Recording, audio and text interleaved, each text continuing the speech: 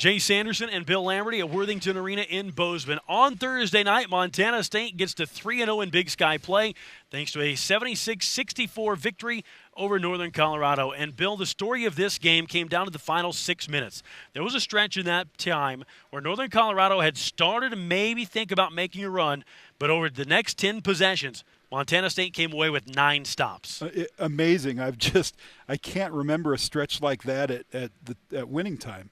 You know, at the time when you need to lock a game down or the opponent is going to get back in it.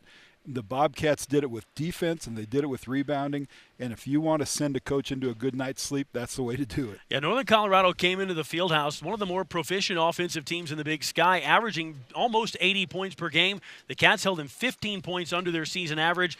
Northern Colorado did not shoot a good number in this game either, nearly 10% below their season average from the field. All in all, again, you think about what happened with Montana State last year.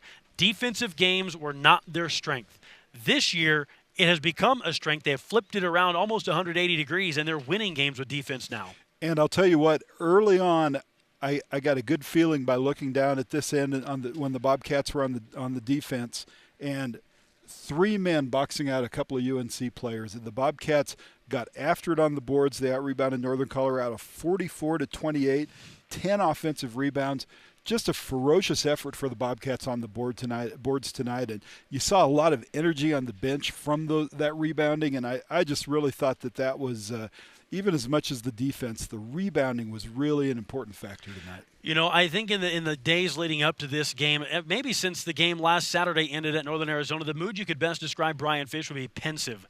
I mean, he was not thrilled about having to play Northern Colorado, but that might have been the performance of the season to this point for Montana State at both ends of the floor. Well, this was the game of the weekend tonight in the league, or the game of the day anyway, and you know, the Bobcats just responded marvelously well, and there were, you know, some big results elsewhere in the league, but I think when people look at this box score, they're going to take note, because Tyler Hall had a Tyler Hall night. Harold Frey was pretty solid.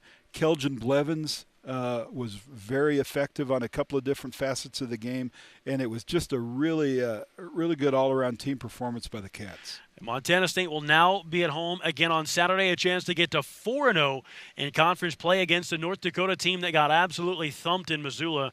Montana beat North Dakota 109-79. So the Fighting Hawks will come to Bozeman on Saturday licking their wounds. But here in Worthington Arena on Thursday night, a nice win for the Bobcats over a good Northern Colorado team. The final score 76-64. With Bill Lamberty, I'm Jay Sanderson for MSUBobcats.com.